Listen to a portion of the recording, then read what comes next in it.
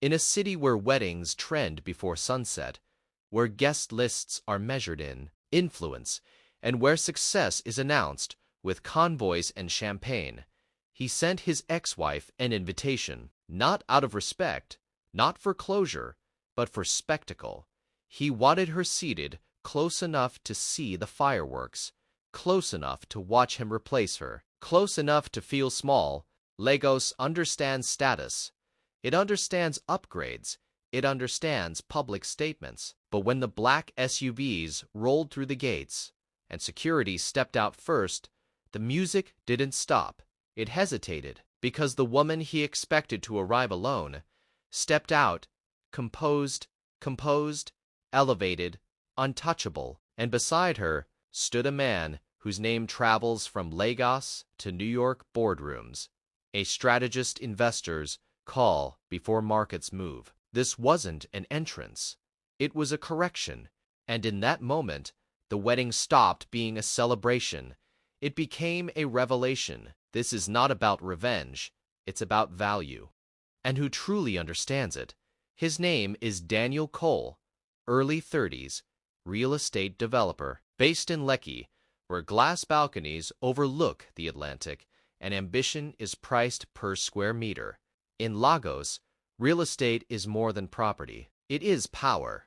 From Banana Island mansions to Victoria Island high-rises, developers don't just build structures, they build status, and Daniel understands status. He measures progress in square footage, in horsepower, in guest lists, in blue verification badges and comment sections that read, goals.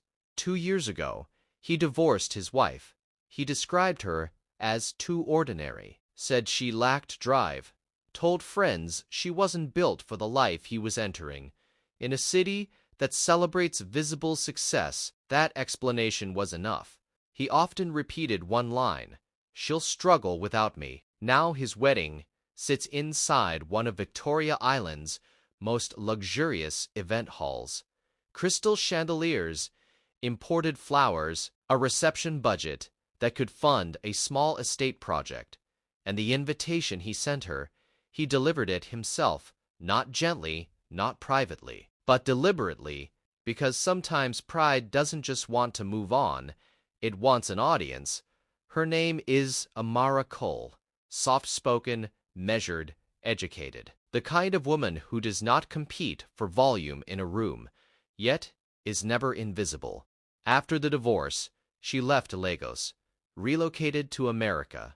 Like many Nigerians who move abroad each year for education and opportunity, she started again in a system that rewards resilience more than reputation. In cities like New York, Houston, and Atlanta, reinvention is common, but it is never easy. Back home, the story changed in her absence. People said she was struggling, said she was working small jobs, said the move was survival, not strategy.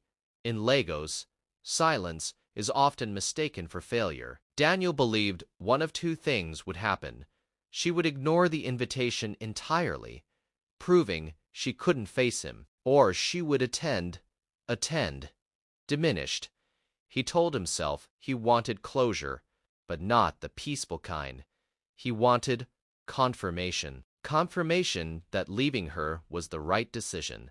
By late afternoon, Victoria Island is glowing. Luxury weddings in Lagos are no longer private ceremonies. They are productions. Guest lists feature CEOs, politicians, entertainment figures, and social media personalities. Moments are not just witnessed, they are broadcast. Inside the hall, high-profile guests settle into gold-trimmed chairs. Influencers angle their phones for the perfect live stream. Champagne towers shimmer under crystal chandeliers. The bride stands radiant beneath imported florals. Elegance, carefully curated, every detail intentional. The master of ceremony moves across the stage with confidence, voice amplified, praising Daniel's next level and celebrating what he calls an upgrade. Daniel smiles, relaxed, triumphant, When someone jokes about his past, he lifts his glass and says lightly, "I had to choose growth." The table around him erupts in laughter. In Lagos, ambition is applauded, reinvention is admired, and visible success is rarely questioned. The camera pans slowly toward the grand entrance doors. The music dips slightly. The MC pauses, glances toward the back of the hall, then leans into the microphone. We have a special guest. Conversations lower. Phones tilt toward the entrance. And for the first time that evening, anticipation replaces celebration. Outside the venue, engines hum against the Lagos evening traffic. Two black SUVs glide to a stop at the entrance. Not decorated for ceremony, not branded for attention, just polished, official, intentional. In Lagos, convoys speak a language everyone understands. Security personnel step out first, coordinated, discreet, professional. The kind of presence usually seen around public officials, executives, or international investors moving between high-level meetings in Victoria Island and Ikoyi. Inside the hall, heads begin to turn.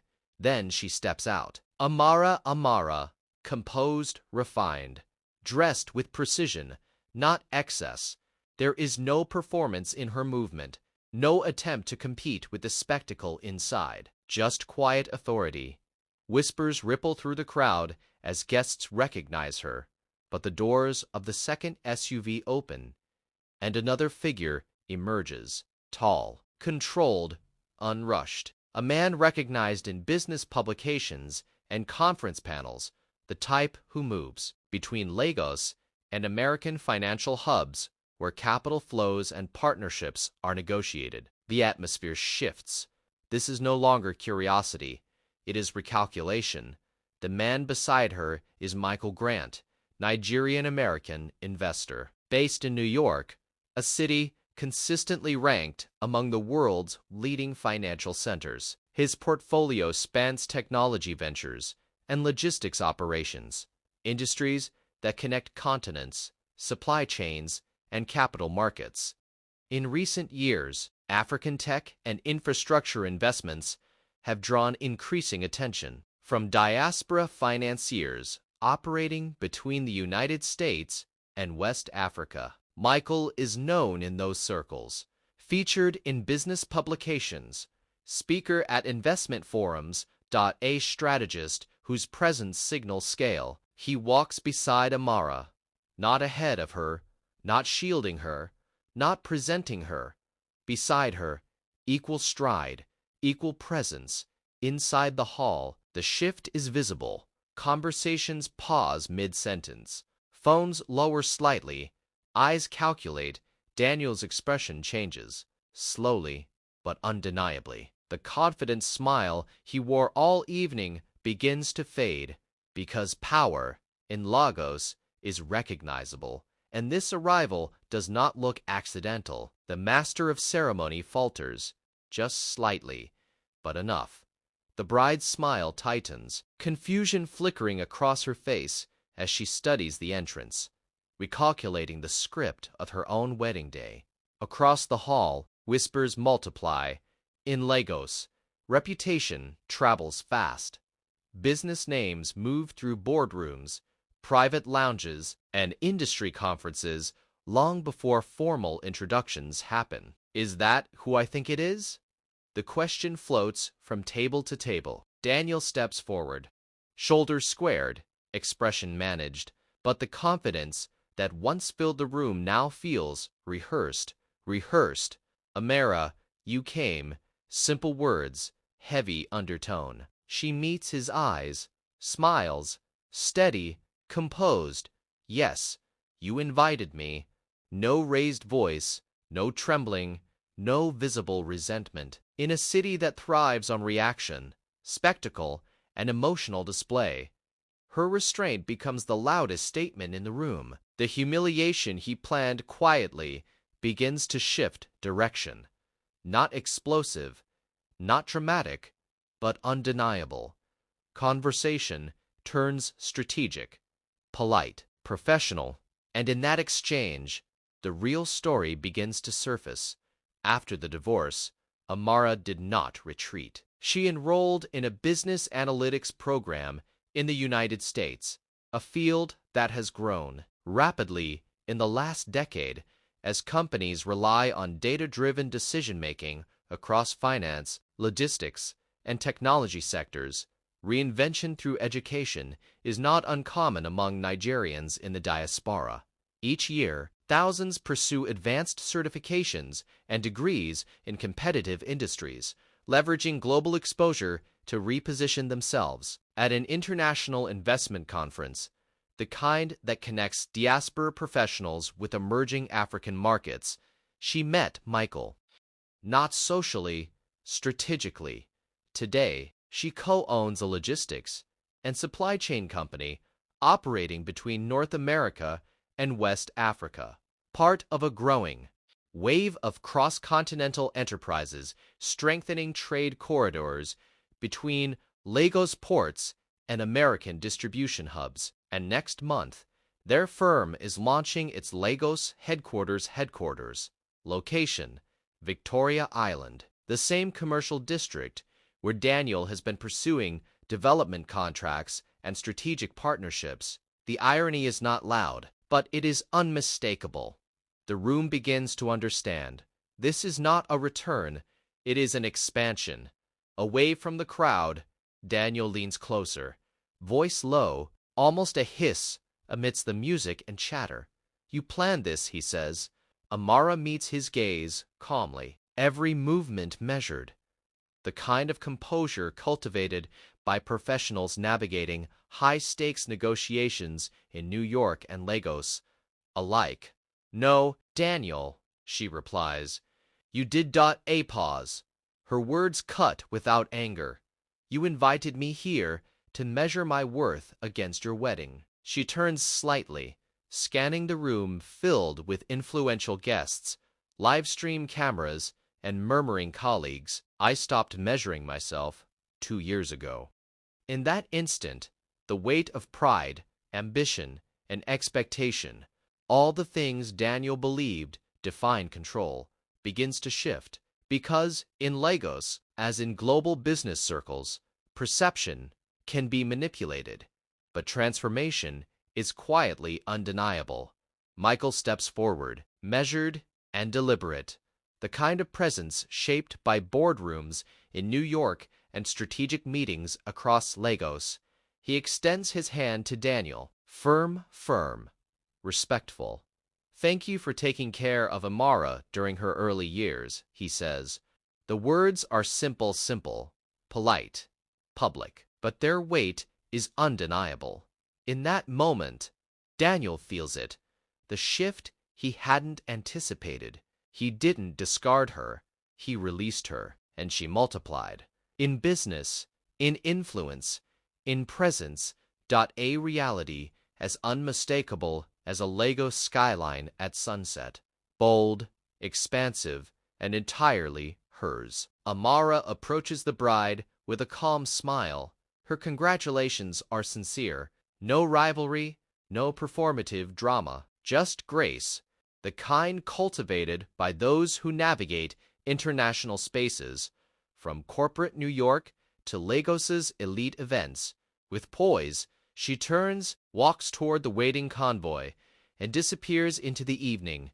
Engines hum, and the black SUVs glide away, leaving a trace of understated authority in their wake. Inside the hall, the focus shifts. Guests whisper, speculate, scroll through their phones. The wedding carries on, laughter and music filling the space. Daniel remains still, rooted to the spot. The celebration continues around him, but something inside, pride, certainty, control, quietly collapses. Because in a city like Lagos, appearances can be staged, but influence and transformation are unmistakable. Some people think divorce is the end of a story. Sometimes it is just the introduction chapter. Lagos thrives on noise, on spectacle, on appearances, but true growth, influence, and transformation often happen in silence, quietly, deliberately, beyond the cameras and applause. If this story revealed anything about value, timing, and the power of restraint, share it, let someone else witness it too, and subscribe for more modern stories that explore ambition, choices, and consequences. Because next time, the invitation may not be just to a wedding. It may be to witness your own reckoning.